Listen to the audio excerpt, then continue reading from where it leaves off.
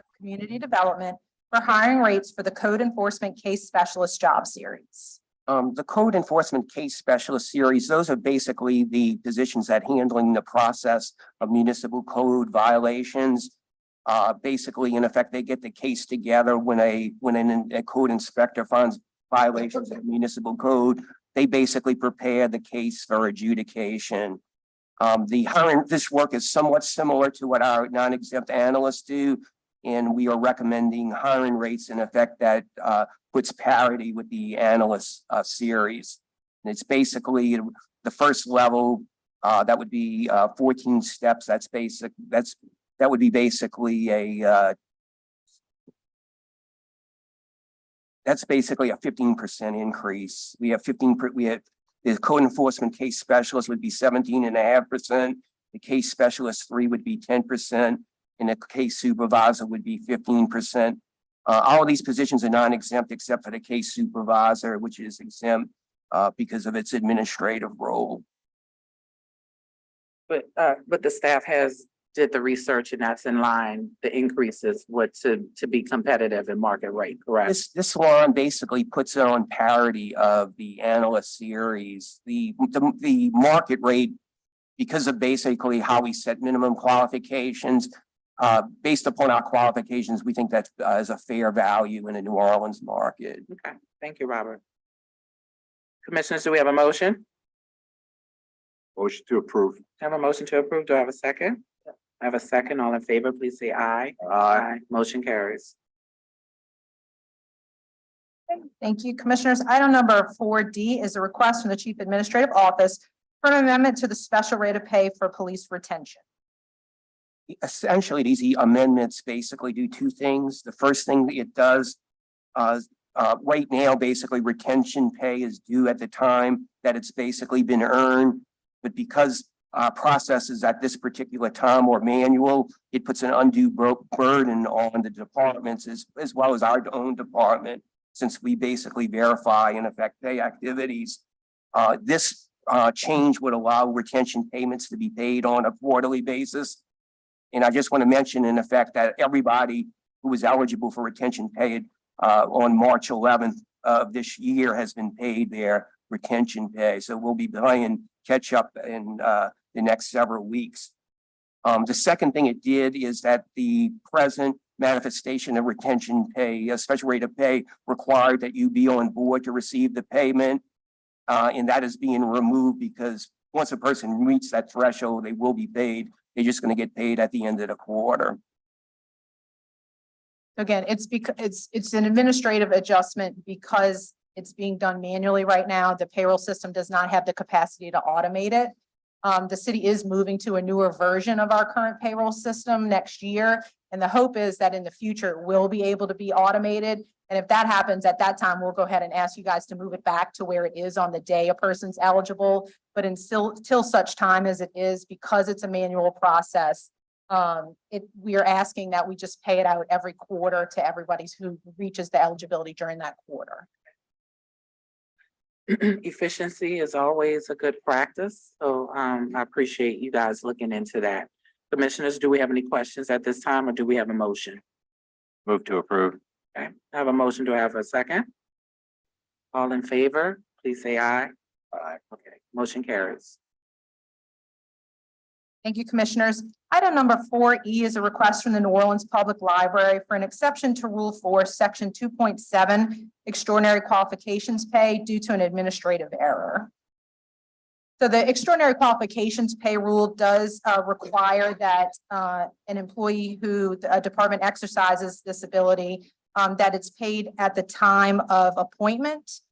In this case, the library director had always intended to exercise this rule upon a particular employee's promotion. But it's one of those cases where sort of the left hand and the right hand weren't great at communicating. And the HR department at the library entered in the employee's promotion without sending along the extraordinary qualifications request to us. And then they discovered it a few weeks later.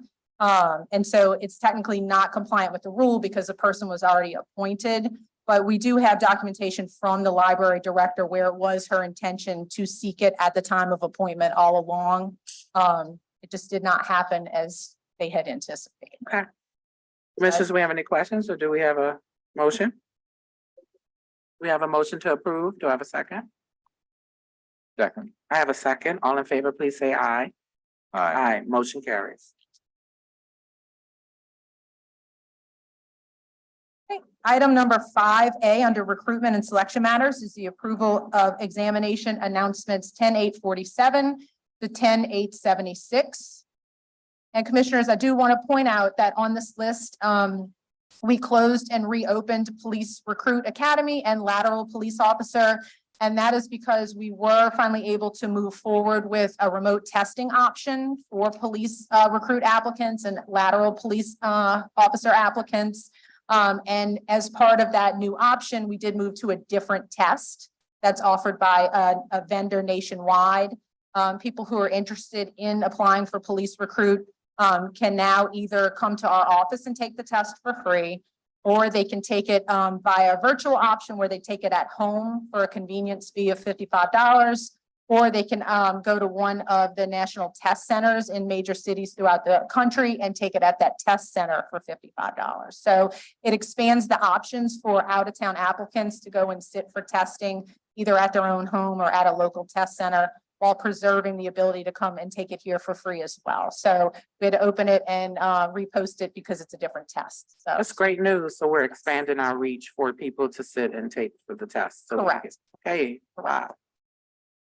Did it take, how long did it take the staff to work on that, or what's a little bit of the process? So Shauna and Juliet on my team actually did a really great job because the project was kind of stalled. The NOPGF had identified a another vendor, and the city and NOPGF were in contract talks with that vendor for a number of months.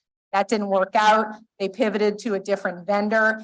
Once that vendor was identified and everything was good to move forward with the contract with that vendor, we set the deadline of May 1st, and come hell or high water, we were going to get that test rolled out May 1st. And so my staff was really great about making all the changes, because you have to change the messaging to the applicants. You have to change procedures and protocol. You have to buy different equipment because this test requires headphones. So all those different things, they really did a great job of tackling that and making that change so that we could get that test rolled out on May 1st. Kudos to, Yes. we really appreciate the staff for working on that. Kudos. Commissioners, do we have a motion at this time? Motion to approve. Do we have a second? Right, 5A, A, B, and C. Yeah, No, we did, okay, 5A. just A, all right, the announcements. I stand corrected. So we have a second, all in favor, please say aye. Okay, motion carries. Commissioners. Item 5B is a request from the fire union to extend the eligible list for fire captain. Do we have any representatives? Good morning. Yes, we're here just to ask for a 3-month extension on this current captain's list until the new test is given, supposed to be given end of July or beginning of August. So we're just asking for it to be extended an extra 3 months to finally end this list. Okay. Just for the captain right now that we're dealing Just, with. yeah, just for this one, it's the captain. Okay. Just- So, Commissioners, Staff. the staff is actually not in agreement with this request, and the fire department is not in agreement with the request. The last time we extended the captain's list, we did receive complaints from employees because it was extended, because they're eligible to take this new test and they're not on the old list. And so if you appoint someone from the old list, then that takes up a permanent position with the old list from someone who is would be newly qualified for the newly created list once it's assembled. This list has actually been it expires on June 1st, but it has been in existence since 2016. And as you recall, our rules allow the staff to extend lists up to 3 years, and then by commission action, the commission can extend it up to 5. The commission, upon staff's recommendation, went and extended it longer than the 5 years because this was a position that was involved in litigation when the previous leadership in the department it was found that they inappropriately promoted people from the list. So it's because it was tied up in litigation, it has previously been extended beyond the 5 years. But we think because we're in the middle of developing a new eligible list for the position, people have already been applied and vetted and screened for this position. They'll be taking the test, like I said, at the end of July. We are not in favor of making more appointments from the old list. We want to move on with the people who will make the new list. In the interim, the fire department, of course, when there's no list in existence, could make provisional appointments, which are temporary appointments for anyone who meets the qualifications. It's just that they don't have a right to that position once the eligible list is established. Certainly, if they're reachable on that eligible list, they can be appointed from that eligible list. And those who previously took the test will be eligible to sit for the new test? You are correct. Commissioners, do we have any questions? What's the position of the union as to why this should be extended, given what Amy just said? Because the nature of that list, the old list, the litigation that was brought forth and went through the courts was that the former appointing authority made number 118 out of 120 on the list, and people before that were skipped over. So the list was out of whack the entire time. So we had an agreement with the old appointing authority to extend it until a new register was made. We have a new appointing authority and he's been on board with extending it. I'm just asking for another 3 months until this test is given. And it also avoid making provisional captains. The litigation is over, Yes, and we extended it the last time Yes. beyond what our rules required. And I remember specifically about this, that we kind of made an exception given the litigation. absolutely. So we don't have that same factual situation at play at the present time. No, this is just an ask. Just a quick question. So Amy, I just want to be sure. Are you saying that the front line is not supporting this? The superintendent is not in support of the extension. I'm sorry. The fire superintendent is not in support of the union's request to extend the list. He's ready to move forward with the new list once it's created. And are you saying the front line is have The- you asking? Oh, I'm this? sorry. Okay, I misunderstood your question. So after it was extended last time, we received written complaints from, I think, 7 or 8 different people who were not eligible to take the old test, but are eligible to take the new test. And so they felt like if a spot is taken up by somebody on this old list, it's potentially injurious to them because they're ready to go and be tested for the new list. And what say you?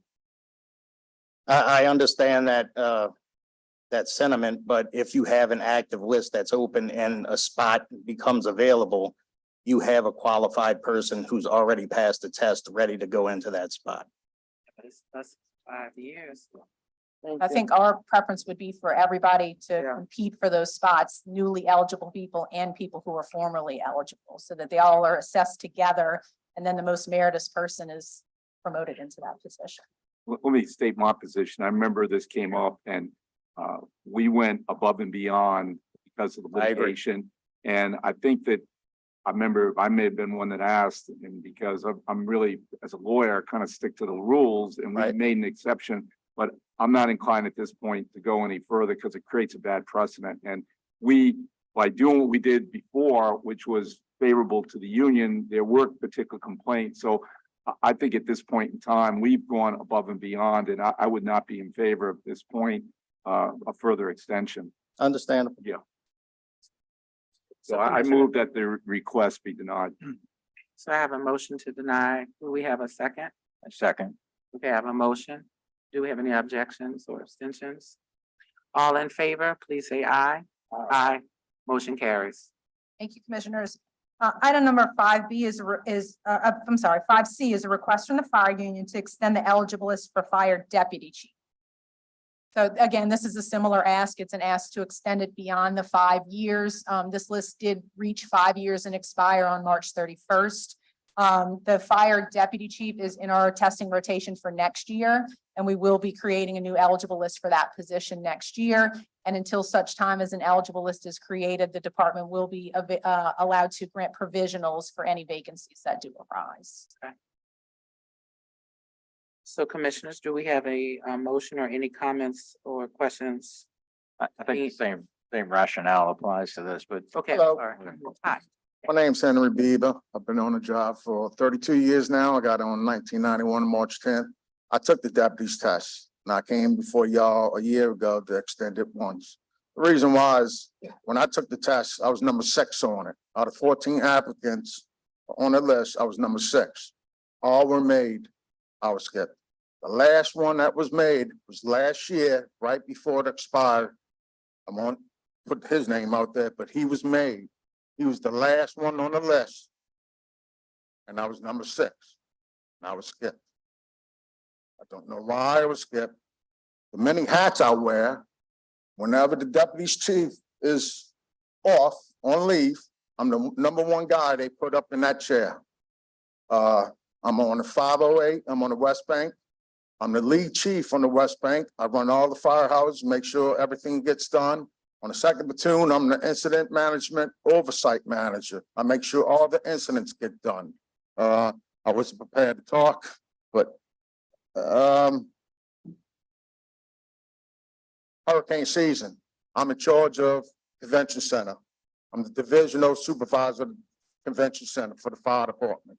I wear all these hats.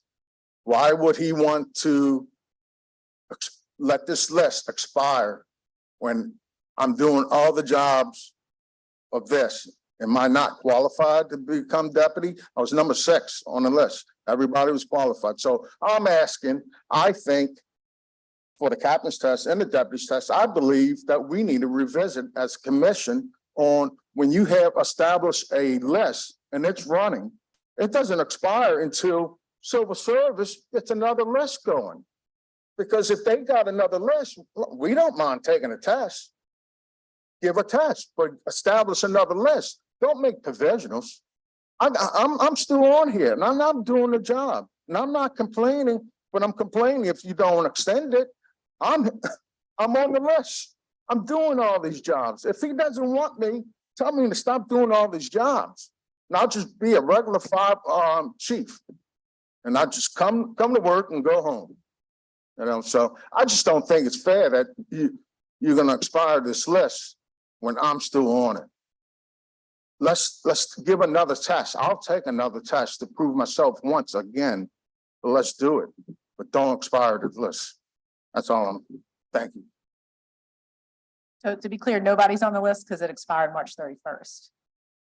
But again, the rule has, I mean, the list has been in existence for 5 years already in keeping with the rule. And so again, the only time the commission has ever extended a list beyond the 5 years was because of the extraordinary circumstances of that litigation. You know, part of what helps us to advocate for funding for a new test is the absence of an eligible list. So when it expires, that helps us to say, we need funding for that, for the next test because there is no list. And so we're scheduled for our next test. Is that correct? That, yeah, deputy chief is on our testing schedule for next year. Superintendent is here. Hi. We're actually giving two fire tests this year. We're giving major promotional exams, fire captain and fire district chief for a given this year. Good morning, commissioners, and thank you for giving me the opportunity to speak. You know, I know there's some personal feelings about the extension of the test. Of course, if you're the next person on the list or you're somebody left on the list, to see that list die hurts, right? But at the end of the day, one of the things that I've committed to our firefighters and that I've been working with civil service and my team has been working with civil service on is the timely administration of tests. A register should not last until everyone on that register gets promoted. The register should last according to the prescribed times, which the registers in general should not last any more than 3 years. And then the commission has the leeway within the rules to extend it for 2 additional years if a test cannot be given. But we've gone beyond that with all of these tests. And so what we want is timely tests. I think with the new testing company that the civil service staff is brought on board, we're seeing timely tests. We have the ability to administer multiple tests at once, like they're currently doing with both the fire captain and the district chief's test this year. So what I'm promoting and what I've committed to the fire department members is timely promotional tests that encourages everyone to study, to obtain the education required, and to know that they'll be able to get a test in a timely fashion. So right now, I think we're on track to give tests on a regular basis to where we can have lists last no more than 2 years, 3 at most. And that's what we're supporting, and we're supporting working with the administration to provide the financing for those tests on a regular basis. I think that encourages the competitiveness, and it also makes sure that we get the best and the brightest for promotion to these positions. So that's what I've committed to with the firefighters, and I think the staff supports us in that effort. Thank you. Thank you. Commissioners, do we have any other questions, comments? I just make a comment that with all due respect to the gentleman that came up, I think it's important from a consistency standpoint that if we have rules, unless there's some extraordinary situation, which we did have with the litigation, and we went above and beyond with that, I think that this whole process with the commission, it gives certainty to people that come before us that we have rules and we're going to follow the rules unless there's some extraordinary situation. But once we start making just exceptions, then what is the purpose for the rule? And it's not just for this issue, but speaking personally, if we're going to have a rule, I'm going to follow the rule unless there's some extraordinary situation. So just so the gentleman that came up, it's not just applicable to him, but it's to any rule. Otherwise, it becomes kind of chaotic. And that's what we don't want. We want to set precedent. We want to have consistency, and we want to have certainty so people who come before us know that if there's a rule, we're going to follow the rule. We'll listen to see if there's something extraordinary, but if not, we're going to follow the rule. Thank you, Commissioner. Also like to make a quick comment, with regard to the chief who came up. Unfortunately, he's an illustration, of exactly what we're saddled with, given what was before us, given our history of, not really being able to give timely examinations. I also agree with the superintendent that there should be a prescribed period. These lists are not meant to run forever and have no end date on them, specifically because it is to get the best and the brightest. That said, some of our best and our brightest, as illustrated by the chief who came up, unfortunately have fallen in the gaps of the processes that were inadequate before this. And hopefully, I'll take the chief at his word that he's genuine when he says that he means to fill those gaps and to make sure that going forward, our examinations are timely and we hold to all of the rules that set forth by the Civil Service Administration. So Thank you for your comment. And I will say the administration has given us the money we have asked for testing. Okay, so that sounds like a way to move forward. And again, we want to thank everyone in the service. Commissioner.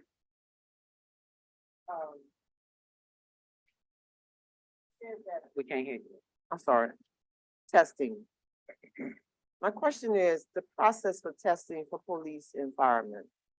You said earlier you're using testing sites for those who are looking, come in for employment. You say they can come here, they can do testing sites, they can go online. Is this the same process for firemen and policemen? Great question. It's not. So for our public safety promotional exams, we use what's called assessment center style testing, where so if you are a police officer and you want to be promoted to police sergeant, we bring in a third-party contractor that develops an extensive assessment where individuals are placed in hypothetical situations that they would encounter in the job of a sergeant. And then they have to respond how they would react to those situations. And then we bring in outside assessors from other jurisdictions who are experts in those fields. And then they rate everyone's responses. So you come into an assessment center, you're videotaped with all your responses, and then the assessors come in and they rate your responses to that. And that's how we develop that eligible list. It's an extensive 2-day testing process where people come So it's with more simulation. yes. So, okay, I get it. So it's more Yes. simulation. Because Yeah, that's- again, I'm looking at both sides of this from the context of the test Yes. and the timeliness of the test. You're correct. So most people, when you say test, you think of like a multiple choice test or a paper and pencil test. for these promotional tests, it's much more involved in that. And it's because you want to give, you No, know, what I'm saying is, I'm listening to the gentleman that spoke earlier, and I'm listening to the chief. And to me, the testing is something that it's, I don't know if it's not time enough. You said something about funding earlier. I mean, 5 years is a long time to be on anybody's list for anything. yes. So, Yes. So historically, there have been funding issues. The tests are expensive because we, not only, again, do you have a vendor that creates a test, but then also you bring in those individuals from other jurisdictions. That's costly to fly them here and put them up for a week, those sorts of things. So in the past, it has not been funded. We also used to have in-house psychometricians that developed the tests. And over the last couple of years, it's been very difficult to get people in-house to do that work. And so that's why we've gone to this new model with the contractor, because then you don't have to worry about turnover. The contractor is always going to be able to do your tests each year for you. So there have been a number of things that have led to delays in that testing cycle. Ideally, you would be on a 3-year cycle where you're testing for captain 1 year, district chief the next year, and then deputy chief the next year, and then start back over with that cycle. That's what our aim is. That's what we've actually, for police, have been on about a 2.5-year cycle for the police promotional positions, because that has been written into the consent decree that it's required to have that, that cycle. And so that helps with ensuring that the funding is there, because it's a mandate of the consent decree. So, you know, I totally agree with that, because it's giving you a batch of applicants, everybody who's eligible at that time. And it's not frozen from when we gave the test 5 years that's ago. where I'm going with this. Yes. And I think it's important, to honor the story that the gentleman who spoke. We want to make sure equity is in place, because we know that everyone have worked hard at the time.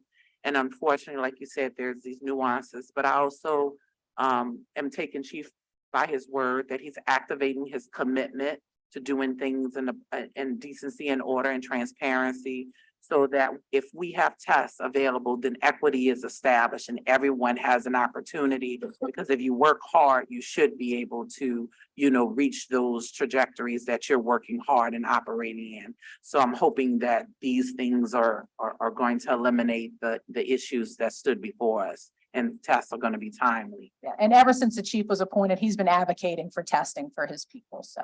I'd like to also just make one more point and a clarification. This should serve as a cautionary tale to this commission and any future members of this board, that because exactly what happened was we were saddled. When I speak of what we were saddled with, I'm speaking of the Great Place to Work initiative. That Great Place to Work initiative was essentially disastrous when it came to transparency and consistency for rewarding merit. That said, it would be much easier for somebody who, we use the phrase died on a list, to accept that if there were transparency and consistency, and they knew that the way that the promotions were implemented was such that, you know, they just happened to fall right here. It's a tough pill to swallow for those people. So again, cautionary tale to this and this board and future commissioners to serve here, that with regard to transparency and consistency, the merit system should be closely looked at before, you know, adopting rules that are going to be so widespread and cause so much change. Thank you, commissioners, for the robust conversation and discussion on this matter. We won't take it lightly, and I hope that everyone in the room understands the plight that our civil servants work through, and our public service employees are dedicating their lives and their times to city service. At this time, though, we have to move on with our agenda. Do we have a motion? And that the list did expire March 31st. And that was within the rules. I move that we not extend this eligible list this time. Okay, so we have a motion to not to extend. Do we have a second? Second. We have a second. All in favor, please say aye. Aye. Motion carries.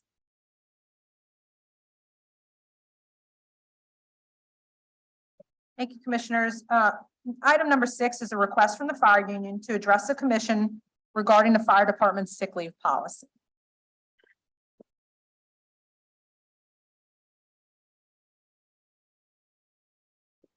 Thank you. Good afternoon. Just as an add on to the last agenda, we have all the faith in the world that Chief Nelson's gonna fill in those gaps and fix it. He is adamant about giving tests, and we've been working with him on our promotional process, and we're in agreement on captains and chiefs going forward. So I do commend him on that. Last September was the last time that we covered our sick leave policy. Problems we were having with it, with doctors not wanting to put the nature of illness on the forms to return to work. We've had discussions with the administration, and for a while, everything was going well, but it's been the last couple months, we've had a rash of, some doctors not wanting to put the nature of illness on the paperwork, but putting on there, if you have a question, you can call my office.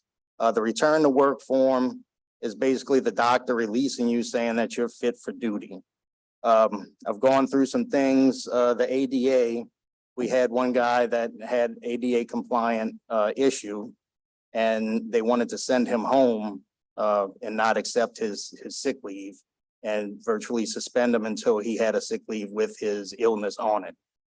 The ADA has in Title I, leave versus the City of Columbus, where the employer has the same type policy of requiring employees to justify their sick leave by bringing in a note to their supervisor. The court found that this policy violated the ADA because it would, in some cases, provide supervisors with information that was not related to necessary restrictions or accommodation, and therefore would be information that they do not need to know. What case is that? Lee versus City of Columbus. What's the citation? I do not have the citation on this. It's under Title I of the ADA. It's cited in the ADA. That's the City of Columbus, Ohio. City of Columbus, Lee versus City of Columbus of Ohio. Okay, thank you. The whole problem we have with it is not that they're asking for the nature of illness. Most guys don't really care. It's when a doctor refuses to put on your return to work form, you're being suspended, counseled, you're being punished. You go on into the disciplinary matrix and you're being punished for something that's out of your hands. If a doctor decides I'm not comfortable putting this on there, they're not going to put it on. We had one firefighter who went to 2 different doctors. Neither doctor, because that's what they told him. Your doctor don't want to put on, find another doctor. We're against doctor shopping to find another doctor that'll put it on there. But he went anyway. That doctor didn't put it on. He was suspended for 3 hours. We have one that, like I said, they were going to send home. He came to me. He had an illness that fell under the ADA and he did not want to disclose it. They were going to send him home. I asked Chief Nelson to allow him, send him through the disciplinary routine of having a hearing, and we'll deal with it after that. We'll come to the commission to have this case looked at again. We just feel that having these things go on and on, if a doctor does not feel comfortable doing it, how are our guys being disciplined for something someone who does not work for this department of this city does not want to do? We also have another speaker who has another issue from the VA. Before you leave, sir, before you leave, Yes, I just need a little clarity from you. What do you want from the commission? we would like for the not to change, to have Chief Nelson change the rule to say make every effort to have your doctor fill this out, but if they won't, I don't see why there should be discipline put with this. They say it's for habitual sick leave abusers. This gentleman right here is a rookie. He's not a habitual sick leave abuser. But is that within the scope of this commission, or is that within the scope of management of the? I believe that the commission can rule that it's unconstitutional and does not fit within the guidelines of the ADA. So are you saying that corrective action happens on the first offense, or is it case by case? First offense. Now, the other issue, and I'm not saying that doctors are not, But under the HIPAA rules, the doctors basically conform or work for the patient. So if Right. I, the patient, say, release my information, I'm finding it difficult to see or believe why a doctor would not provide that I've information. had one, Because some of the slips are standardized. The doctors are gonna write, some of them are just standard check off. So are we This is saying just a standard? Slip to return back to work. Okay, It Yes. doesn't really have to go into the actual specifics of why you weren't able to, right, that's what, they can be checked on at any time. The doctor's office can be called and asked if they're a patient and if they were seen. That there's no need to disclose what the illness was. no, but so I work in HR as well, and so we do that often. Right. It's even just a simple, the patient is under my care. Right. We don't have to go into specifics. Are you saying under my care is not even That's not acceptable in this? Okay, so maybe I thought we were working on a discussion on the corrective action on what is acceptable, or maybe looking at those different instances. Because that's not across the board. We're having nuances, is my Right. understanding. We would accept the patient was under my care. That's fine. Or patient was sick, just generalized patient was sick, under my care, able to return to work. Chief, can I hear from Chief right quick before we hear from you, sir? Because I want to get an understanding, what is the standard? Yeah, so I think some of the points President Mishner brought up are inaccurate. So let's start from the top. So when we came before you in September, President Mishner said that the only issue was the privacy aspect of the nature of illness. So we amended our policy based on consultation with the union. They signed off on the policy and we agreed to some adjustments based on privacy and based on members having difficulty getting the doctor to write down the nature of illness. So I believe staff gave you a copy of our updated policy. And if you look under the first page, under the definitions of doctor's note, you'll see that we have allowed for a medical after visit summary report, a telemedicine care report, a clinical summary, or discharge instructions.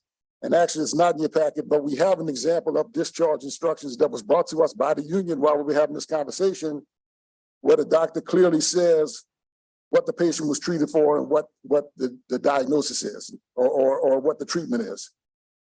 The member that President Mishner is referring to that is being disciplined right now only submitted the form where the doctor said you can go back to work on a certain date. It's different form. So we have accommodated everything that they brought up the last time, based on the consultation or the recommendation from the commission to go back and discuss it. And so right now, what the union is doing is basically trying to address a collectively bargained agreement in the past and trying to get the commission to rule on that agreement, right? Nothing in the department's policy violates civil service rule in requesting on the nature of illness. And we've requested the documentation from the union on the ADA Title I issue that President Mishner mentioned. He did not give it to us prior, so we can't address that. But basically, it sounds like what he said was that case was based on a privacy issue related to supervisors. So we have also amended our policy where somebody who has privacy issues can send the information directly to our HR department versus having it come through the chain of command where other people can see it. So we think we've addressed every issue that was brought up previously, and now it's just a matter of the members don't want to submit the form with the nature of illness. And we feel like that's allowed under the civil service rules and that our policy is appropriate to address some of the sick leave issues that we've had in the past. The chief. Chief? No. go ahead. I've got a question. You said that it's allowed under civil service rules. Which rule would you point to that it's allowed under civil service rules? 1 second, see if I have the rule here.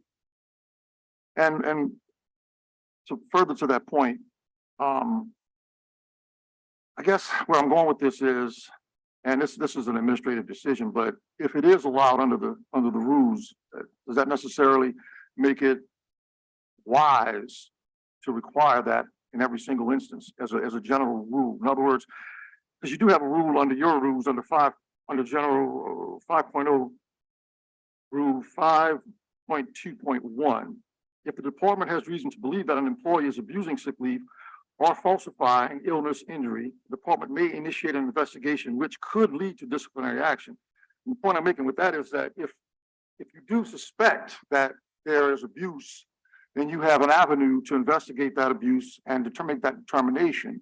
It seems to me that to have a rule to declare the nature, just to automatically declare the nature of illness for every instance, seems to assume or work on the assumption that every single illness and every occurrence is subject to be acceptable by your administration. In other words, is there an illness that's not acceptable? Is there, what's the? So as a member of the department, as you're well aware, the first sick leave does not require any kind of documentation. So Right. we allow 4 Right. sick leaves per year, 1 per quarter, right? 24-hour sick leave that does not require documentation. It's only after that, within a quarter, that the documentation is required. Right. And so I don't know the specific civil service rule, but basically, and we addressed this back in September, is because the fire department works differently than any other department as far as how we our scheduling, right? The civil service rule specifically allows nature of illness for I think it's over 6 days I have it of up on the screen. leave for regular employees. 6 working days, right? So that's regular city employees working a 7-hour day, right? As you know, in the fire department, our employees work a 24-hour shift. So 2 24-hour days would exceed 6 normal working days for everyone else. So we think our policy is appropriate given our work structure, the issue of sick leave abuse that we've addressed in the past, and given the fact that every single member has 4 undocumented sick leave opportunities per year, 1 per quarter. Right. And I guess, right, and I'm quite familiar with that. And I take your point on that issue only to say that outside of those 4, which are for each 90-day, I believe, within each 90-day quarter or period, if there is if an employee pulls up sick outside of that, then that seems to me that your rule seems to assume that that illness is up to this, I guess, suspect. In other words, that you're asking for the nature of illness out for any other ones, but for any other illnesses, for any other instances of being sick. But you do have a provision under your own rules that if you believe that the employer is abusing sick leave, that you can investigate. So I guess what I'm saying is that, what's your determination? Is your determination that if you do pull up outside of that 90 days, then yes, you know what, we suspect this might be abuse, in which case, has there been an investigation initiated? And I would further say, ask that, has there been, since you're under your tenure, have there been any determination that sick leave has been abused by any one person or individual, a member of the department who's accrued sick leave? And if so, what were the determining factors to make that assumption? In other words, has anyone ever been determined? Well, let me back up, right? And again, as a fire department member, as you know, this is not a new policy, right? The documentation requested by the fire department is not a new policy. I think you have the excerpt from the collective bargaining agreement between the fire department and the union that goes back to 2006. And I think it goes back much farther than that in prior collective bargaining agreements. And that's the policy that we've been following, right? Written sick leaves, the illness will not be required for the first 4 incidents. 1 incident shall consist of 1 24-hour working period as marked on, it used to be the HRTS card back when this was written. These 4 incidents may be taken 1 in each quarter, and in no event within 30 days of each other, or the sick leave shall require written doctor substantiation.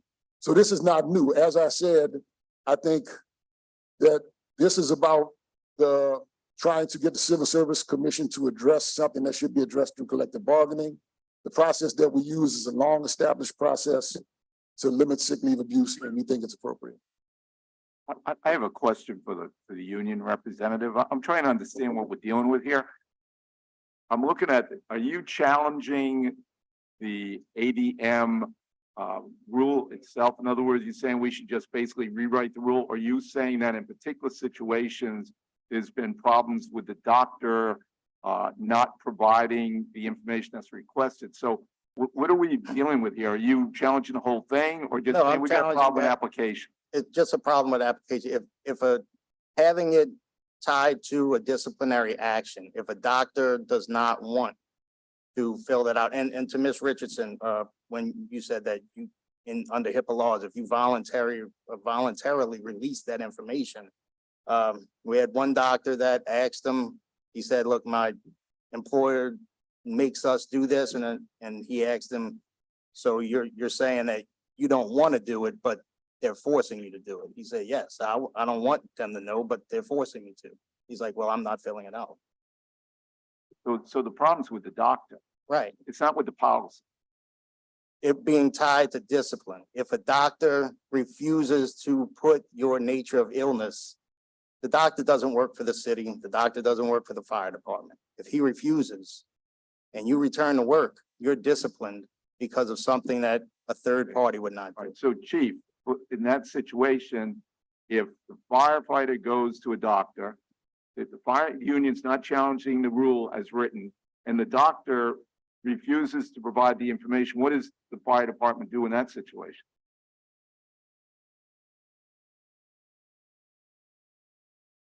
So as we said earlier, and after we discussed this in September, we modified our policy, right? And so the patient, the firefighter can request discharge instructions, a medical after visit summary report, a telemedicine care report, or a clinical summary from their doctor, which is something their doctor should provide. So the issue last time when they came up was that the doctors didn't want to fill it out. So now we said, okay, they don't have to fill it out, request this standardized paperwork that every doctor should be completing as part of their patient assessment. What if the doctor doesn't want to fill it out? Yeah. That's the issue we're talking about is the union is not challenging your policy. It's saying that there's particular doctors that don't fill out what they're supposed to do, and then you all discipline the firefighter because the doctor didn't do what he was supposed to. That's what I'm trying to find out here. What do you So do then if the doctor says, I'm not doing that? we can't control the doctors, and the firefighters can select their doctor. I mean, we don't have any powers of the doctor, but how do we enforce the sick leave policy other than by the utilization of discipline, right? Because to your point, if we say that if a doctor denies it, right, and Right.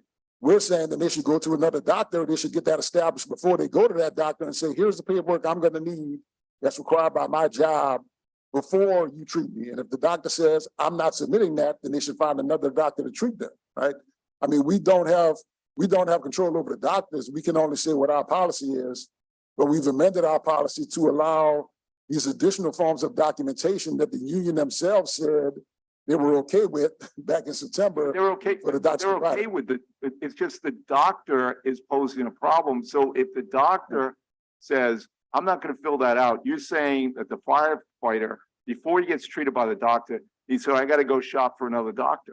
And if he doesn't, and at the end of the treatment, the doctor refuses to fill it out, you discipline the firefighter because the doctor didn't do what he was supposed to do. That's what I'm understanding? That- Wait, let me ask the question. I think But there's- one thing I'm hearing is that you're giving more options here in Yes, terms of the required paperwork.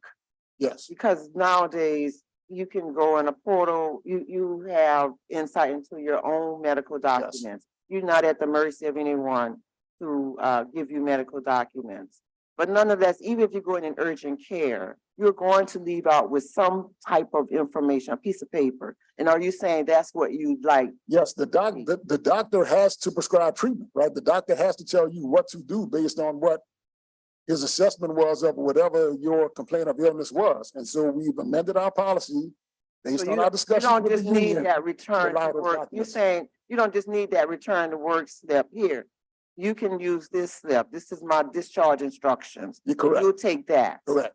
So correct. you, And all of that is so to outlined the in our union, is policy. that, what's the issue with that? He's saying they're not just dependent on it is really, I'm gonna tell you, draconian in terms of give me a piece of paper released to work.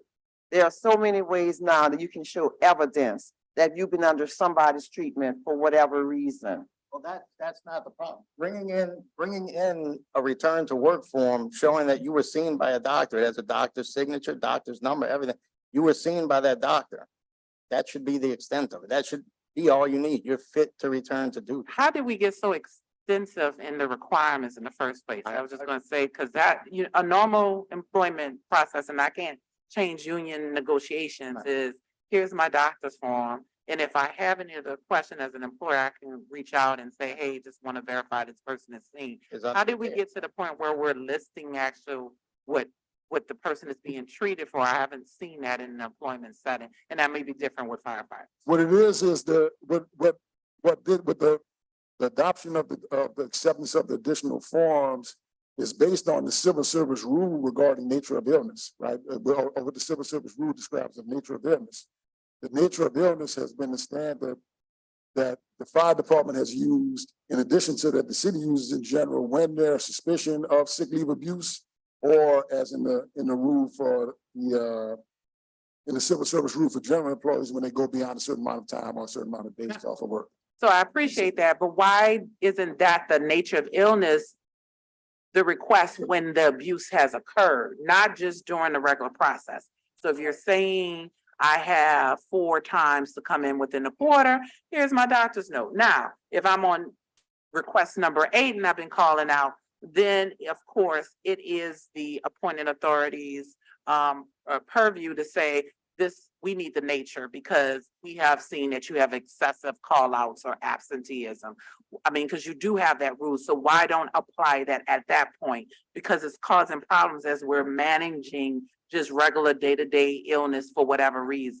No, what you described is our policy, right? The first sick leave pull up in a quarter does not require any documentation.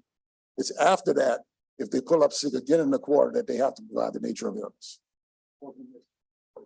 Okay. Or correct, President Commissioner, remind me, or if they're out for more than two tours in a row when they pull up the first time in the quarter. Okay, thank you, Chief. I want to hear from the gentleman. Can you share with us your experience? Yes, ma'am. First off, I'd like to thank you all for hearing me today, and good morning. My name and rank is probationary firefighter Sean Richardson. From 2009 to 2013, I served in the United States Marine Corps. After that, I was given a disability of 30% and given free healthcare at the Veterans Hospital. Recently, on April 9th, this past quarter, I pulled up sick. I had a sick leave. A request from the doctor, a return to work notice, and the notice stated recommended 24 hours of bed rest and return to work the following day. Seen by Dr. So-and-so, that is all. My sick note was denied.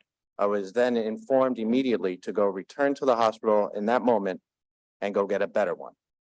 Upon getting a secondary note, it was a different doctor because that doctor was not present at that time, looked up my records and said, patient was seen and returned to full active duty the following day. That note was also denied.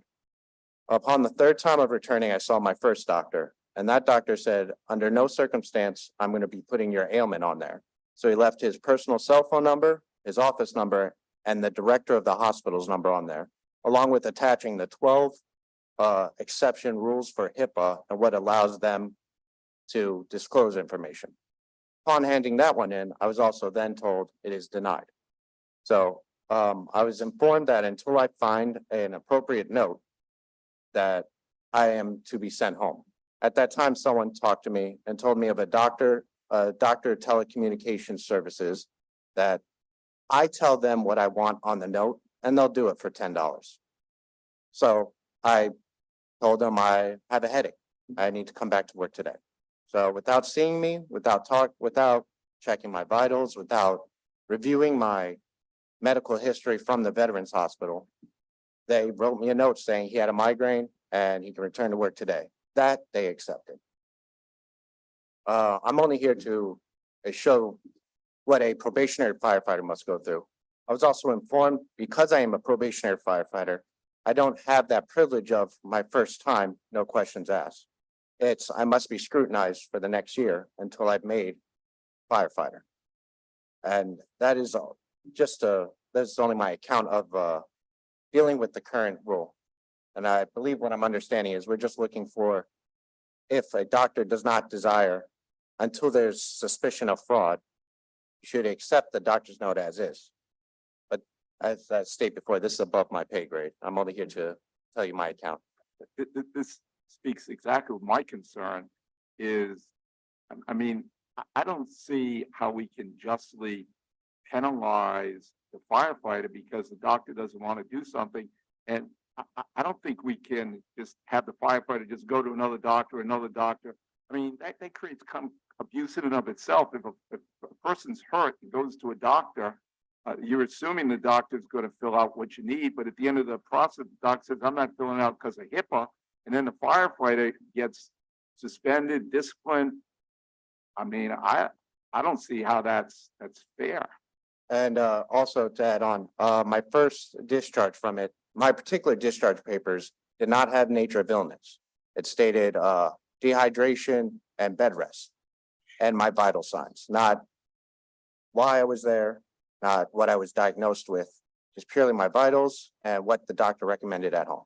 Doesn't the ADM form say that documentation must be from a healthcare practitioner licensed to practice in the state and must specifically verify that the employee was treated by a doctor and is to include the reason, cause, what type of illness? Isn't that what the rule requires? Yes. So that goes beyond, and these doctors, I know from my practice, we represent doctors and we always caution them about providing medical information that may be a problem with HIPAA. And so I think this is a real issue here. And the last thing my doctor mentioned, upon requesting of the medical records, back to leading to the patient. Because it is, as I understand it, because it is a federal building, to release medical records, the fire department has to request my medical records. Then the form gets sent to me, I approve it, and then they release it. I cannot just say, send my medical records to chief. They will ask, what's the chief's medical license? Why do they need it? They will not submit it just because I've requested to send my medical records to that person. Thank you. And given in context, and Chief, you could come up, my biggest concern, and I may not be able to, no position, but we really want to look at this, especially in the nature of mental health and illness, which also can fall in a lot of these categories. And we're exposing our employers and our appointing authorities to something bigger when we're starting now putting this information. But right now, what it seems like, Chief, I do see that you guys are trying to work towards a solution, but it's how do you want to say, administrative issues not consistent. Right. Yes, maybe who's ever looking at it is deciding, no, this is not satisfactory, though you're saying I'm putting these measures in place. They're not utilizing those other options and they're just saying it's not acceptable because his case point being, so we have someone who's disciplined and they've provided what was requested. But if, again, the doctor doesn't want to provide, I don't see how they're supposed to manage that without putting them under undue hardship. So I think to clarify, right, because again, we're conflating issues, and what the firefighter mentioned is exactly what's happening, right? It's what they're telling their doctors, right? We do not say that he has to get his medical record from the VA, right? And again, I go back to the policy that makes it very clear under the doctor's note. Did he ask his doctor whether he could get a medical after visit summary report, a telemedicine care report, a clinical summary, or discharge instructions? Right? That's the thing, is because it's what they're asking their doctors for when they say, I need a copy of my medical directive, right?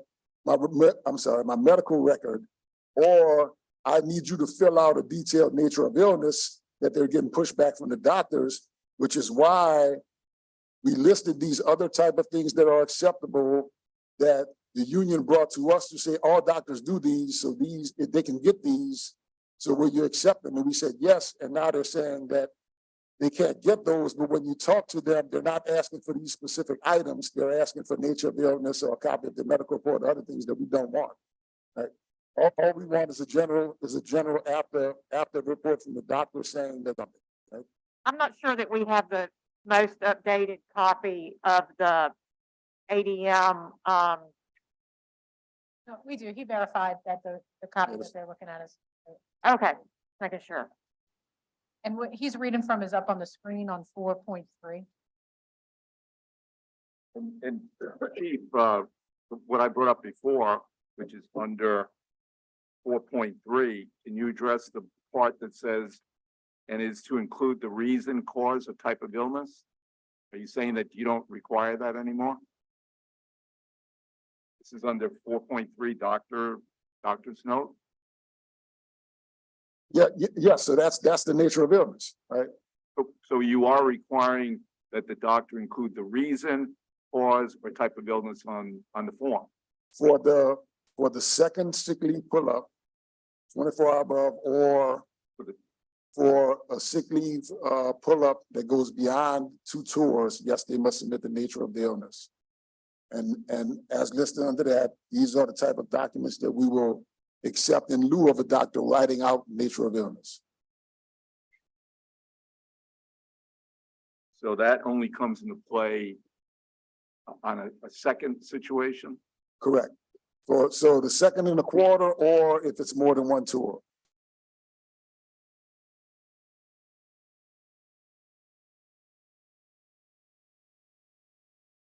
And what if the firefighter can't get it? Doctor can't provide, doesn't want to provide it? Again, right, we can't control what the doctors do, right? But the doctor should be providing some of this documentation, right? Well, that's what they just said. They Right. can't They- control the doctor either, but you're saying that to the firefighter, you need to control the doctor. If you don't control the doctor. No, what I'm saying is that the firefighters are not asking for these specific items that are listed here. They're asking for a nature of illness or for a copy of their medical directive, which is not what we're asking for.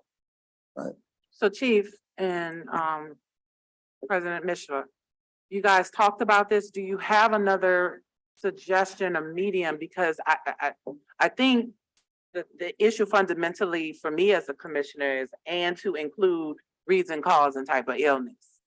Y'all need to come to the table. To have the commission to vote on that. With the other probationary firefighter Richardson just brought up, he was given discharge papers and given what to do in discharge.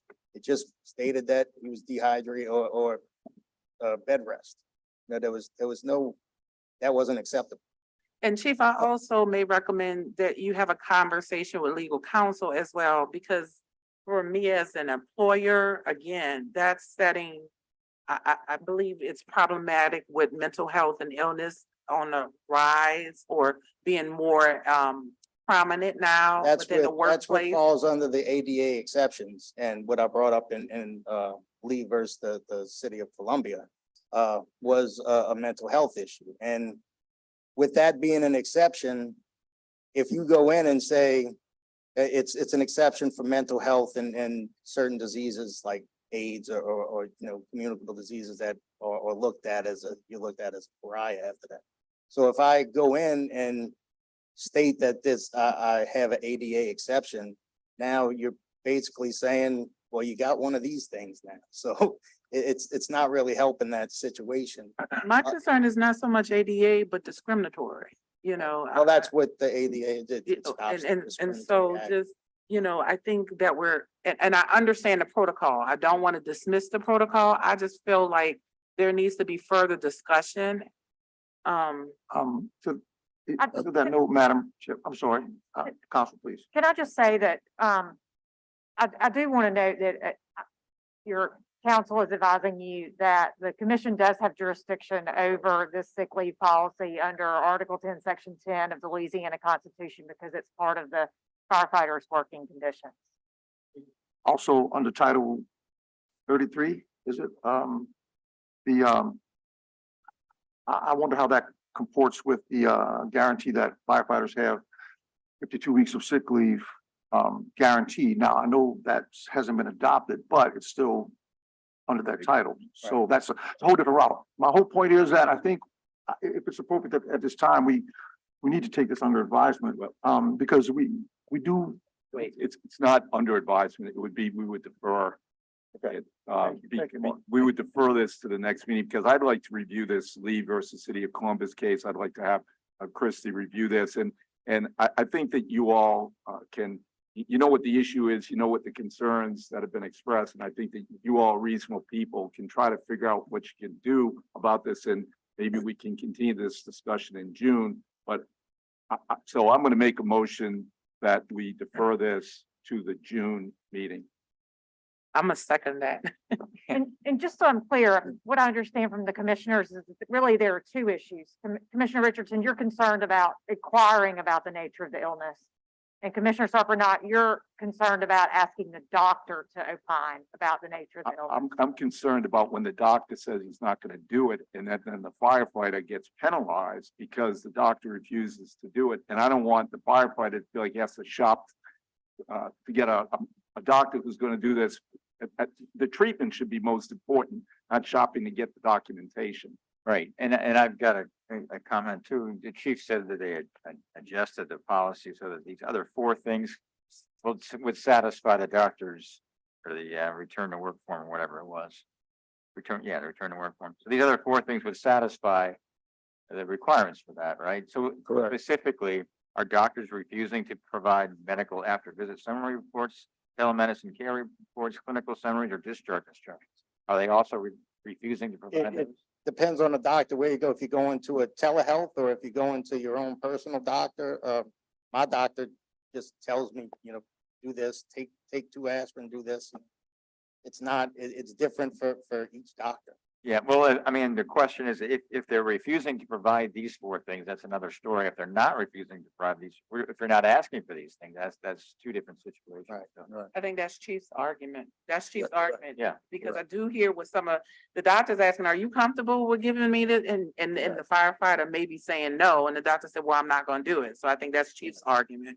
But what I'm hearing also from, Mr. Mitchell is that some doctors are not willing to do it at all, and that the firefighters are being penalized for that. Well, in the case of And this firefighter gentleman Rich, here, right. some doctors will say, under no circumstances am I releasing this medical. So we have a motion to defer. Right. Okay, do we have a second?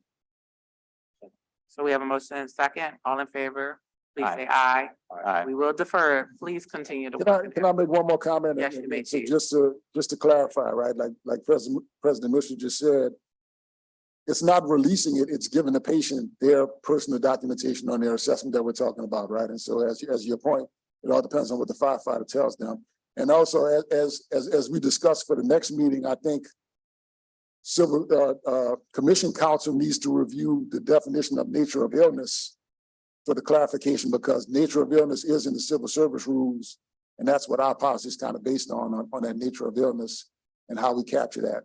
So. Fair enough, that'll be duly our next step. noted. And I think Commissioner Moore had a very good point, because we're all trying to avoid any abuse in the system. I think that's what the whole thing is, but your rule, the ADM rule under 5.2.1 provides that opportunity for investigation if there's a feeling that there's some abuse taking place. So we're not trying to eliminate a situation where there might be some abuse, someone trying to game the system, but we're just trying to be fair too. Right, well, and it's, how do you do that, right? That's- If we call your doctor and say, and you don't want the doctor submitted, we can give a laundry list of different types of documentation, but he's gonna say, no, we don't want to do that, right? So how do we address that? And we'd appreciate any help the commission can Well, when provide. you have two smart people like you and Mr. Mitchell, I'm sure you can work it out. Well, we thought we had it worked out in September, but we're back again, so, thank you. Thank you. Thank you, Commissioners. Item number 7 is a petition from the Police Association of New Orleans for investigation and evidentiary hearing into NOPD captains and sergeants' promotional policy and scoring results. Good afternoon. Good afternoon. Good seeing y'all again. It's been a while. Good seeing you. Um, Eric. State your name for the record. Eric Hessel on behalf of the Police Association of New Orleans, as well as NOPD Lieutenant Dan Anderson and NOPD Police Officer Beth Reniff, who are behind me.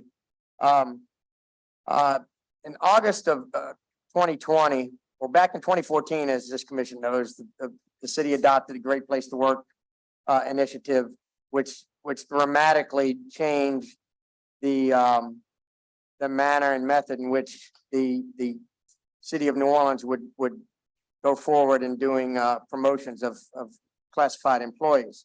All of the police unions and associations were strongly against this and pretty much have remained so up until now. In August of 2020, the New Orleans city of New Orleans came out with memorandum number 143R, which created a panel promotional committee of sorts, which would go outside of the parameters of the civil service testing done by the civil service. And then it would added three categories, which they would then use to form a second, I call it the second half of the test, which was weighed exactly one half of the actual score, the actual final score. And as part of those three items that they created that they would review, that this promotional committee would review, would be performance evaluations. 2 would be disciplinary history, and 3 would be job history. We argued, Peno argued before this commission back in 2021 that this was unconstitutional, it was vague, and more importantly, that it was subject to not only intentional political manipulation, but error and other erroneous problems, whether it be neglect or whatnot. And so here we are in 2023, where we have, and I have 2 of these officers behind me, where we've shown that what we pointed out back in 2021 was going to be a problem. And that is that at least in this instance, one of those particular performance evaluations were in 2 occasions were in complete error. And Officer Renna, for instance, was on the list for sergeant. She was number 18 on that list. She was accused of a use of force violation. That use of force violation was investigated. It was sustained against her. It was used against her to lower her standing from 18 on the promotional list down to 36. Throughout this 2.5-year process, the NOPD did absolutely nothing to go forward in that investigation. It left it sustained, and only approximately 2 years later did they reach the point where they had a hearing for her. And at that hearing, and it wasn't an appeal hearing, it wasn't a hearing for the commission. It was simply a disciplinary hearing to see whether or not they were going to keep it remain sustained. And then if so, what punishment was she going to get? So she was in fact exonerated at that hearing. And that's a great thing. But it goes back to point out that the reason she was exonerated was, one, first and foremost, she did absolutely nothing wrong. The problems that we had the problems with, and that we told this commission we're going to have problems with, was either mistakes being made, intentional omissions, political manipulation, where you can falsely manipulate somebody's PIB score and disciplinary history to lower their score on this test. And guess what? The investigator who investigated and sustained that, she was written up after that for a disciplinary investigation because she kept 2 reports. She solicited 2 reports, one from the police academy and one from the crisis intervention team, because this incident dealt with a mental patient. And both of those reports, with the opinion of the academy and the opinion of the crisis intervention team, was she acted in a textbook manner and there was no disciplinary actions that should be taken. She suppressed those reports, didn't keep them and didn't divulge them. And it wasn't until that was in fact divulged through the attorney's work that those reports existed and weren't properly utilized. So that's bad enough. To make matters worse, I then sent a letter to Chief Woodfork and asked her to do what anybody would ask, is that in light of these revelations, they go back and change her score, place her back in her correct position, and allow her to be promoted. And I believe people have been promoted over you. People have been promoted over her already, and gave the department 10 days to respond. That was on March 23rd of this year. The response was crickets. We heard nothing. The unofficial response was it's too much trouble to go back and undo that. That to me is unconscionable.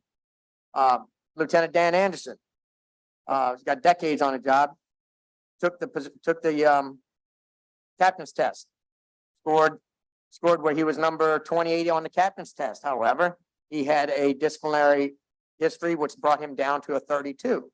The disciplinary history, we appealed to the commission, that particular complaint. He was cleared by the commission. And nothing was done to correct his score. Now, the interesting thing about his portion, when we talk about manipulation, artificial, correct, or mistake, was the lieutenant in PIB that, there was a lieutenant in PIB who was also on the captain's list. He initiated a complaint. That lieutenant investigated a complaint. That lieutenant sustained a complaint. That lieutenant has since been promoted to captain. The gentleman behind me that was lowered and denied promotions, nothing's been done. Lieutenant Anderson's name was included in that request to the department to correct their errors, intentional or not. And we haven't received no response. We have no reason to believe they will do so. So I appreciate, Ms. Asper. Now, if I'm not mistaken, this testimony that you're sharing, not testimony, but this information you're sharing was already litigated in federal court. Not these issues, no, ma'am. Okay, so These issues are being raised under Rule 6.1, which allows persons denied promotions the ability and access to civil service to challenge that. And in the litigation in federal court was over the process, not the fairness of, not the individual, but the process. We understand it's the process, but the process I don't believe allows for, So then my question is, what do you want the commission to do? Because it's not that they have an appeal or. I want them there's to an open- investigate under Rule 6.1 that gives them the power to investigate an applicant who is on a promotional list who is denied a promotion, to investigate whether or not these allegations are A, true, and I assure you they are, and B, did they impact or detrimentally and unfairly impact their ability to be promoted.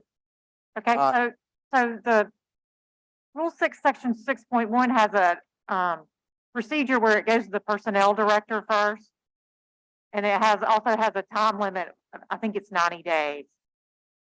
Well, I understand that, but it's kind of difficult for me to bring something before this commission within 90 days when it takes 2 years for the NOPD to get to the disciplinary committee to get to that point. I'm limited with that time period. So that rule requires that you identify another person that was promoted ahead of your client for non-merit-based reasons. And then it has to be within 90 days of the date of the appointment of that particular person, is what that rule requires. So you can wait until there's another promotion and appeal it based on that decision. I think, well, the reason I asked for it to be expedited is because these lists have expiration dates that are upcoming. I think that is response is part of it's concerning as a response from the New Orleans Police Department. Oh, well, it's too much trouble to fix. It should have never happened in the first place. And it's not these employees' problems that the NOPD didn't dot their I's, cross their T's, and when confronted with it, simply threw up their hands and said, oh, well. I mean, I find it very, very disconcerting and concerning to say that that's okay, and or we don't have a rule that addresses it, or that you can wait until something else happens. This has been going on for 2 years. This is what we complained about in 2021 that was going to happen. And in one of these cases, it might have been done intentionally.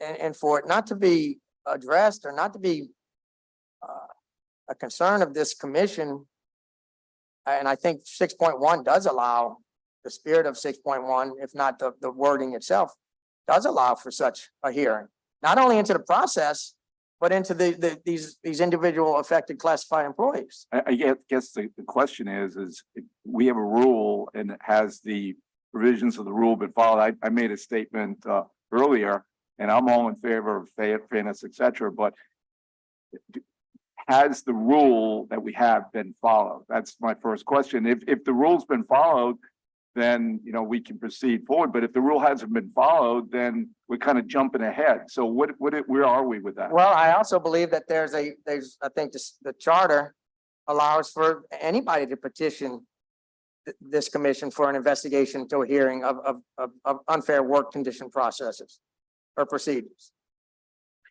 But we're looking at these two individuals in specific that you're coming before the commission, correct, for remedy? For an investigation, you might do the investigation and find out that they weren't discriminated against, or that it was a fair process, or that political discrimination or that political patronage was not the issues behind this. That's the whole reason for any investigation, a denial or of a promotion. Is their request timely? That's my question. Given our, If it goes under 6.1, I would have to say that I would still say it's timely. And because I can't say that they were denied a promotion when they hadn't been yet considered for promotion because they were so low on the list. But if you later find out after 60 days that the only reason they're down on the list is because the city screwed up, I don't think they should be rewarded with, but you know what, we're able to cover it up longer than 60 days, so too bad. And then go on to my second portion with the charter, and I believe it may be in the rules itself. I can petition, or a person can petition this commission to investigate anything. right, so you can do that assuming it's a timely request. Well, then I don't know what timely is. If we've determined that at any time that the procedure is being unfairly applied, or the procedure the process is running amok, or is unconstitutional, or is being manipulated, I think the time that should be investigated is the time that it's actually identified and raised. I'd like to be able to respond to several of the things that have been said on behalf of the city law department. Proceed, state your name. Elizabeth Robbins on behalf of the city law department, and responding to item number 7. You're correct, Commissioner Richardson. There was a lawsuit. There was a state lawsuit that went to federal court and was denied. And some of what Attorney Hessler has brought up today was talking about the CAO memorandum number 143. That was in that lawsuit. And the federal court found that the requirements of that memorandum were pursuant to the consent decree requirement. So this New Orleans Police Department was doing whatever was required pursuant to the consent decree so that they would continue that. We've been here before. We've been here before, specifically with Pano, with making a generalized request. There's been generalized requests. Look, do an investigation. I filed a petition. I want you to investigate something. As some of the other commissioners have mentioned, you can file a petition for investigation if you point out that a rule has been violated. Or we had the petition for investigation about promotions relative to a specific officer, James Cunningham, last year, that got resolved. And that went over a period of time and gave us enough specific information. We could look at that and then make those rectifications. What's not acceptable as far as the city's position is to make this generalized petition. We want you to investigate their promotional process. They have an opportunity. There was a lot of work put in by civil service, the administration, law, the unions, as far as the promotion policy that you guys have. You guys have a rule on promotions. You have a time that you can bring them. There was a mention of someone being promoted over this person.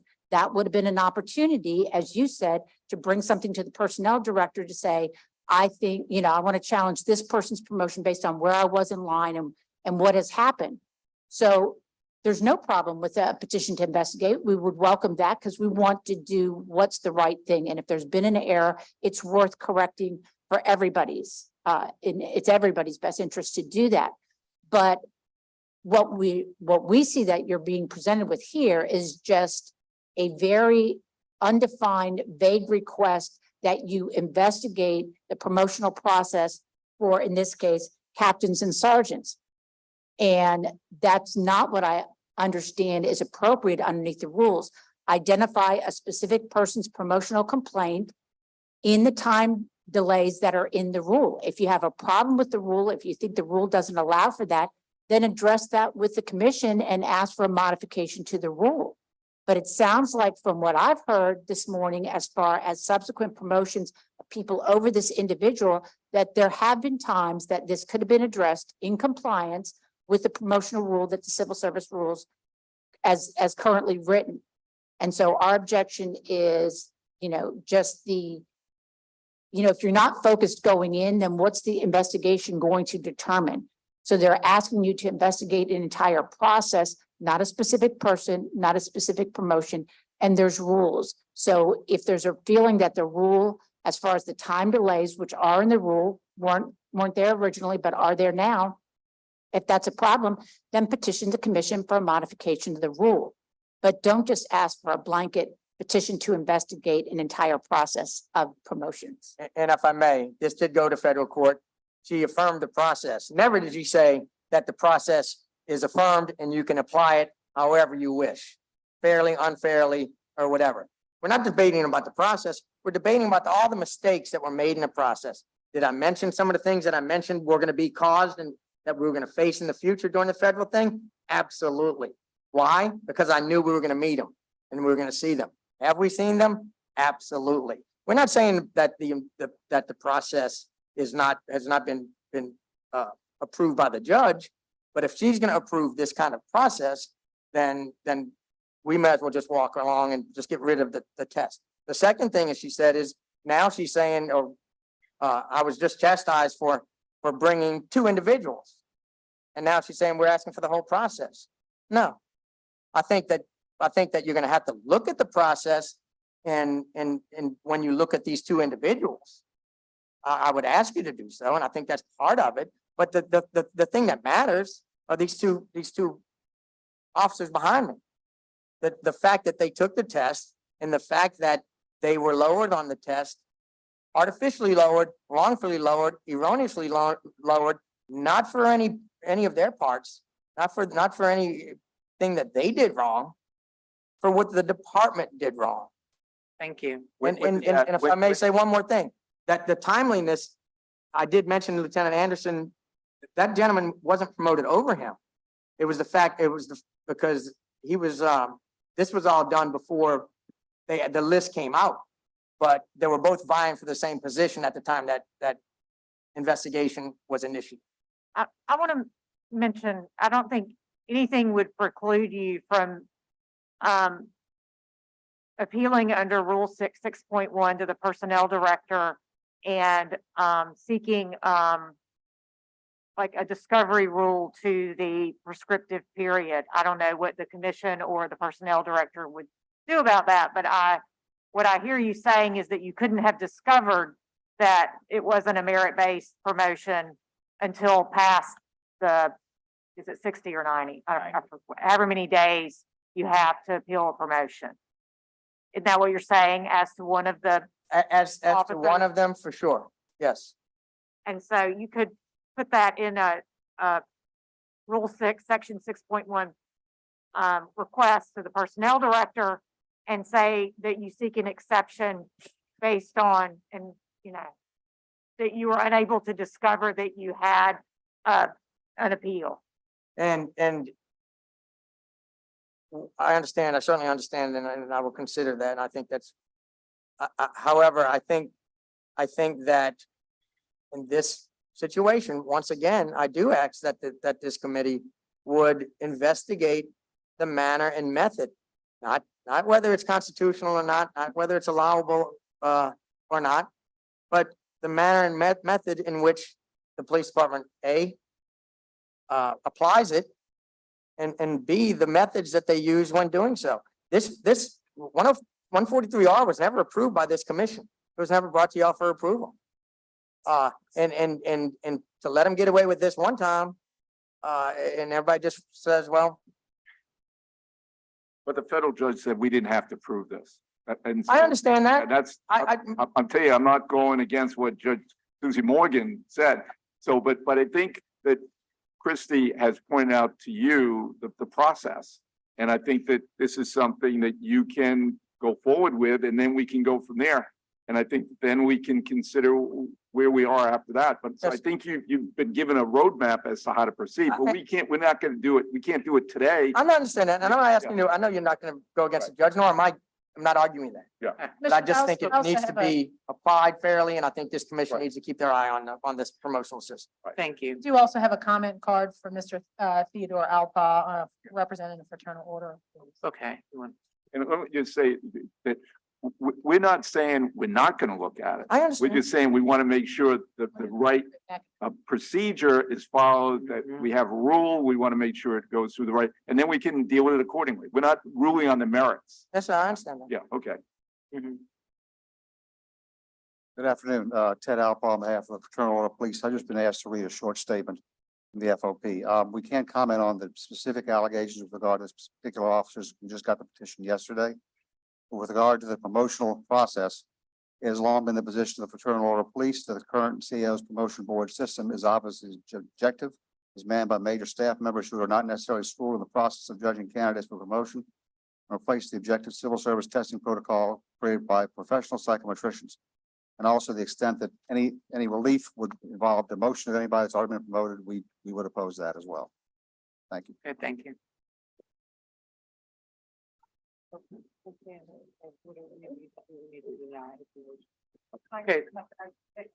I would,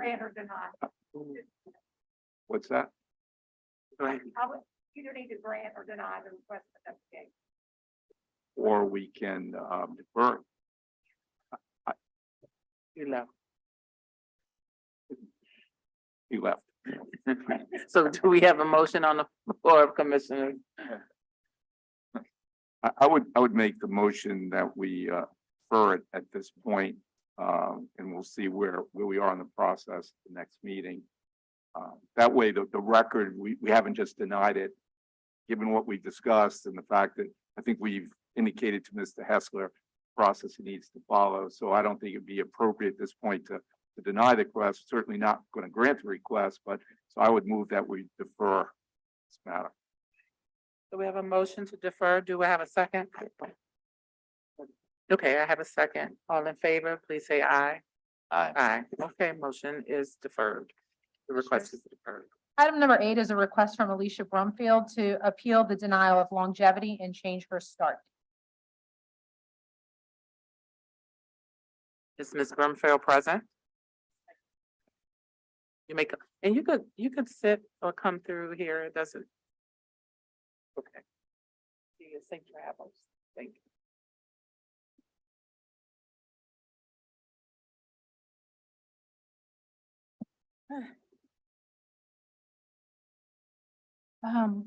Good afternoon. My name is Alicia Brumfield. I am a devoted civil servant. I've been working for the city of New Orleans for the past 27 years. For those unfamiliar, I'm here in regards to Rule 4, Section 8.3, that reinstates or reemployed employees may be out of work from 3 months to 2 years. And if they left for no reason of their own, and they have the appointing authority's permission, they can retain their longevity. So my understanding is Ms. Brumfield, make sure I am stating your name right for the record. Correct. At the time you left, were you a probationary employee? You're still under probationary status? No, I was not. She was an unclassified employee. Unclassified, okay, so she had no due process rights at the time, property rights. Um, Well, so- when I reached out to civil service, I was told that from Rule 4, 8.3, that I did not meet the qualifications because I was not reemployed or reinstated. My term that I was designated was a rehire. And so my question is, why is rehire not given the same rights as reinstatement and reemployment? Is that, I believe that's an inequality of all civil servants, which causes a hardship. It's affecting my retirement, my bonus days, and basically cost of living. So I'm gonna defer to, at this time, the personnel director, but do you understand that civil service has two class of employees, classified and unclassified? Is my When I'm very aware of that. When I was denied, the rule was I was a rehire. In the packet that was, I submitted, it states from Tia Harrison is the name. Tia Harrison, her response was that I was a rehire, not a reinstatement or reemployment. Mhm. That was the official civil service response, because my HR department at the aviation board explained to me, and they gave me Rule 4, Section 8.3. Everybody is stating that rule, that I was denied based upon that rule. I did not meet that qualification. Okay, So that was stated to me. thank you. Personnel director, can you give us a little more insight as Sure. far as continuous, credited service or what meets this space? So the cumulative service rule was put in a few years ago. It started as a request actually from the police union as a way to try to entice police officers who left to come back to work with us and then give them back their credit for time served where they worked with us previously. At that time, staff recommended and the commission adopted to make it available to all classified employees who leave city employment and then come back to their same positions within city employment. And so the rule specifically reads that the cumulative service is available to employees who are reinstated or reemployed. And reinstatement and reemployment is only for former regular employees, which means employees with permanent status in the classified service. That's reemployment. And reinstatement is for former working tests, so probationary classified employees, or regular employees, so permanent classified employees. So those two mechanisms to return to city employment, reemployment and reinstatement, are only available to classified employees. And so the cumulative service rule applies to classified employees who have a break in service and come back to work in their same former classified positions. So are you saying, personnel director, that Ms. Brunfeld never met the classified or was not operating in the classified service as Correct. employment? The last time she was classified was back in 2005. And then she broke service because of Hurricane Katrina, and then she was hired back in the unclassified service and has been in the unclassified service ever since. That was the most recent appointment, was in the unclassified service. And then she was rehired into city government by the airport, who hired her into a job classification which she had never held before.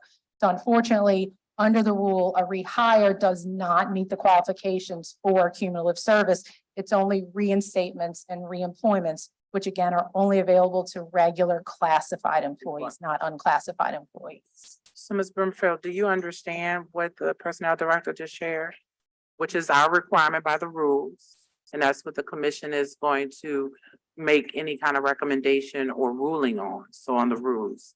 So my question to you is, I just want to make sure that you understand, and are you asking the commission to come in to make a ruling today to change the rules? Yes, I am. Well, unfortunately, we can't do that for one individual. The rules are set as a broad. I'm I not just sure if sat any of, here and witnessed the whole thing, and what was it, that person that wanted something amended in regards to an error that was made in the, We're talking about- library. This is not an error. This is where the actual plain language of the rules that the fact set doesn't meet the plain language of the. rules. Correct. So we're But that talking, was for one individual. Was that not correct? no, we're talking about the rules of civil service that is applicable across all. Yeah, I'm So the asking in regard to today's hearing, when that error was made for the Department of Library. Right, Was that so not that was for an one error individual? based on when a document was submitted, not a rule that does not apply. That wasn't a rule change that the commission would have to. I'm approve. asking, was it for one individual? I'm sorry, ma'am. I appreciate you here right now, but it seems like if you're challenging the commission, that's not what we're doing. I respect your ask. And right now, do we have a motion? Move to disapprove the appeal. Okay, so we have a motion on the floor. Do we have a second? You have a second, Chip? We have a second. So unfortunately, at this time, your motion is denied. I think, I wish you well moving forward. If you have any other questions regarding classified or unclassified status, please reach out to the personnel director. So motion carries at this time.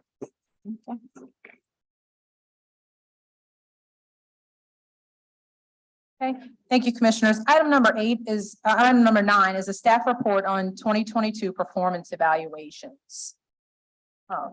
So commissioners, you guys have been provided with a breakdown by department of both the percentage of complete evaluations by department, as well as the different rating categories received by employees of each department. To provide you just overall, in 2022, we had a 41% completion rate for performance evaluations. That's down from last year's completion rate of 48%. As you'll recall, the commission voted and the council approved in February a change to the rules that do require funding of performance pay tied to these evaluations. So we're hopeful that that will be the carrot that will lead to a better completion rate in the future. Not sure it will for next year, because remember, a piece of this is that the goals have to be set, and the goal deadline came and went prior to when the council adopted the changes. So don't know if we'll see that downstream change for next year, but we may hopefully see it the year after. But so the completion rate again was 41%. Overall, 48% of those employees rated received evaluations of exceeds requirements, 52% received evaluations of meets requirements, and about 0.5% of employees who were rated received a evaluation of does not meet requirements. Just to give you some context, from 2021 to 2022, exceeds went up from 45 to 48%, meets went down from 55 to 52%, and does not meet or fails to meet went down from 1% of employees to 4%. So slight couple percentage point shift in how those ratings were made. Just overall, basically, we have some departments that are just fantastic about completing them, are really dedicated to getting them completed, like the fire department, the library, the aviation board, sanitation. Those departments really put an emphasis on it, and they get their business handled and get it done. And then we have some departments that basically don't participate. So Did any of those departments reach out and say, hey, I'm having difficulty, or? they have not, and what we actually did was offered in January, we offered to everybody the ability to come to civil service and did some hand holding where we could sit with employees and help to do the goal setting. We did that every Friday in January for anybody that wanted assistance with either knowing how to set goals or doing it in the actual system. So we did make that available. We have recently asked for a position that's going to be dedicated half to our training program and then the other half to performance evaluations. So we've requested that position in order to provide some more help to the departments and friendly reminders to do this. So hopefully that position will go through, and then we'll get a dedicated person to help try to increase these participation rates for performance evaluations. And that's just an informational. Okay, item. thank you. And then I was gonna have an off-agenda item, but I think we'll defer that to the next meeting. So Okay. that is all the business that we have before you today. Thank you. Right now, commissioners, I guess we're at the end of our session. Can we have a motion to adjourn? So moved. We have a second? I'm gonna second that. Thank you for joining us today. Thank you, commissioners.